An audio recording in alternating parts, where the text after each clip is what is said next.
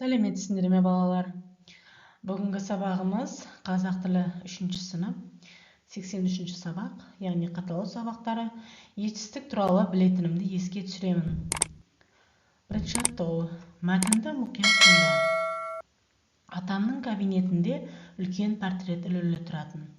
Ол кісінің сәл күлімсірей қараған жанарынан бір жылы сәуле тарап, жүрегіңді мейірімге бөлегендей сезілетін.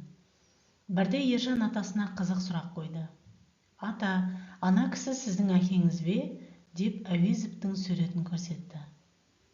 Атам Ержанға мойнын бұрып, кімді айтасың?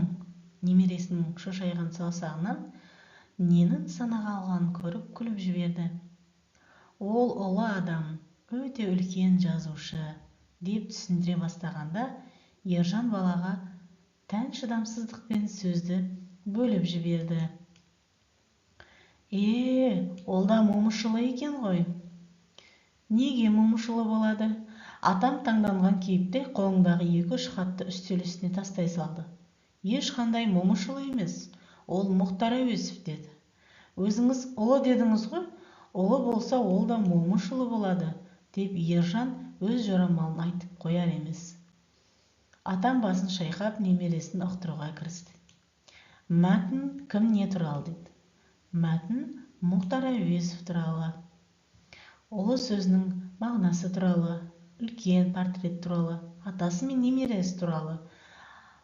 Яғни бұған біз тақырыпқа ұлы сөзінің беретін мағынасы туралы деп айтуымызға болады тақырыпты. Атасы ұлы сөзінің мағынасын қалай түсіндірді? Соны жазды, қалай түсіндірген? Екінші бұлар тапсырмалар. Бірінші мәтіннің. Ұлы деп ұлық, данышпан, данагөй, білімді, ақылды, оқымысты, ойшыл адамды айтамыз. Балалар түсінікті ғой, ұлы деген сөзді. Ал мұнда екінші тапсырмамызда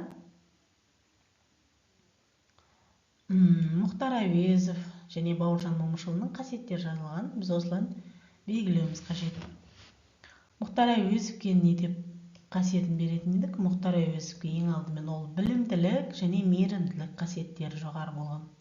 Ал Бауыржан Момышұлы әскери адам болған. Ол қаталдық, ақылдылық, ақылмен шешетін болған барлық нәрсені. Бұлар ұлы адамдар, қазақтың ұлы адамдары, тұлғалары деп аталады. Балалар естеріңде сақтап алыңдар. Келесі жаттығу, екінші жаттығу. Көп нүктенің орнына тиісті етістіктерді қою арқылы сөйлемдерді толықтырып жазды.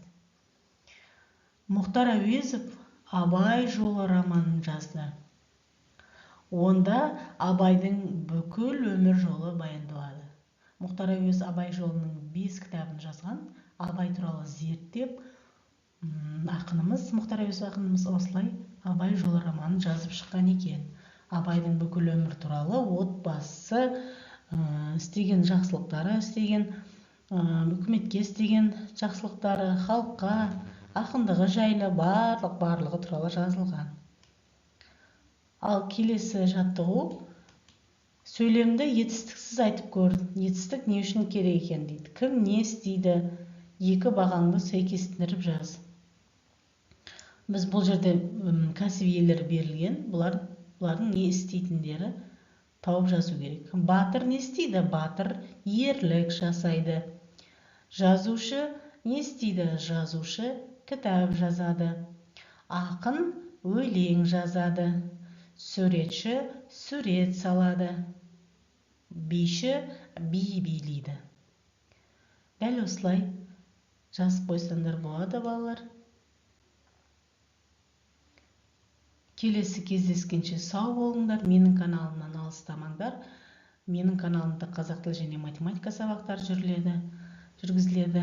Сау сәлеметте болыңдар.